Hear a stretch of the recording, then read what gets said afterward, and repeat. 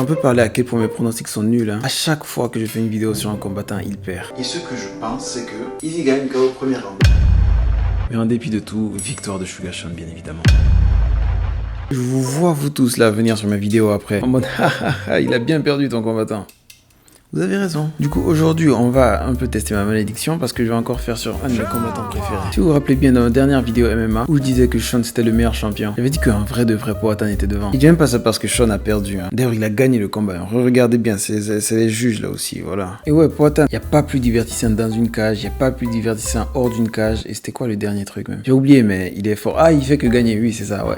En plus de ça, il a un délire où c'est vraiment lui le sauveur de l'UFC, quoi. Déjà l'année passée, quand il y avait le combat de Jones contre Stipe qui avait été annulé parce que Jones s'était blessé, il est venu en remplacement. Puis à l'UFC 300, l'UFC savait vraiment pas qui mettre encore une fois. Il est venu sauver l'UFC une nouvelle fois. On est tous en mode wesh, mais Powhatan, t'es un héros millénaire en fait. Et c'était pas fini. Puis 2-3 mois plus tard, il y a le combat de Conor et Chandler qui a été annulé et qui l'a remplacé. Alex Pereira encore. Et le pire, c'est qu'à chaque fois qu'il vient comme ça pour sauver l'UFC, boum, boum, boum, il met des KO de fou malade. Non, c'est vraiment le GOAT. J'avais un peu parlé du fait qu'à l'époque, on avait peur de lui parce qu'on supportait Adesanya et tout. Mais qu'au fil du temps, il nous a fait retourner nos vestes, hein. Preuve. Mais vous savez quoi, pour ce combat-là, j'ai peur, ok? J'ai peur parce que on se dit tous qu'il va gagner. D'habitude, à chaque fois, on est en mode oui, peut-être que, mais là, on est tous sûrs et certains qu'il va gagner. C'est ça qui est grave en fait. Quand il s'est battu contre Blachowicz, on était en mode oui, Blachowicz, il y a la lutte, peut-être qu'il va. Non, il n'a pas réussi. Victoire de Pereira. Premier combat contre Jiri. Jiri a un style aléatoire. On sait pas ce que ça va donner contre Pereira. KO, il a été mis. Ça m'a fait mal parce que j'aime trop Jiri. Mais quand même, tu vois, c'est Powhatan quoi. Puis après le combat contre Jamal Hill. Là aussi, on était en mode non, peut-être que Pereira c'est un meilleur striker, mais il fait la bagarre. Peut-être que la bagarre bat le striking. Non. Puis après deuxième combat contre Jiri, parce qu'on retient pas la leçon, on était en mode oh mais l'arbitre avait arrêté le combat un peu tôt quand même au premier combat, non? Peut-être que là Jiri a appris de ses erreurs et Jiri le touchait quelques fois, peut-être qu'il l'aura cette fois. Non,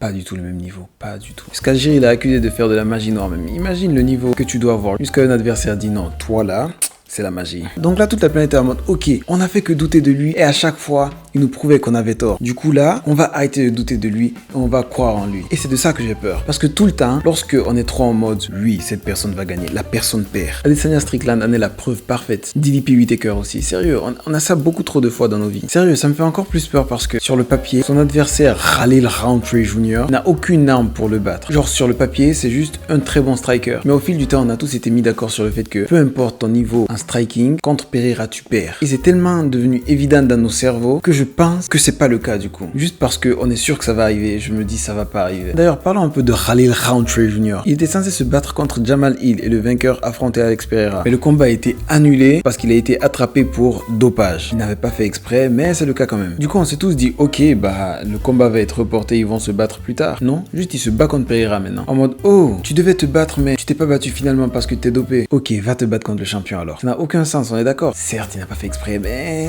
Du coup, on peut dire, à juste titre, qu'il ne mérite pas de se battre contre Pereira. Surtout qu'il y a Ankalaev qui se bat littéralement 20 jours plus tard. Je vais parler de Ankalaev dans une prochaine vidéo, mais s'il y a quelqu'un qui mérite, c'est bien lui. Mais en vrai de vrai, qui veut voir Ankalaev champion? Du coup, let's go affronter le 8ème de la catégorie. Oui.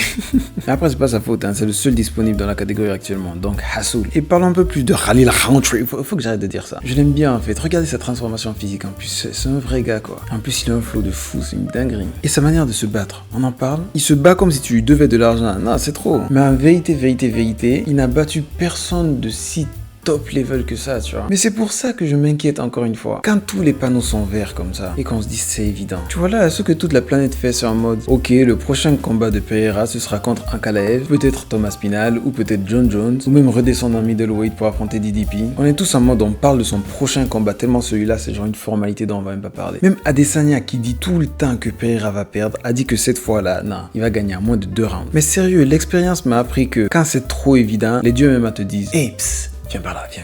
Arrête de pronostiquer. De toute façon, on fait ce qu'on veut. Voilà.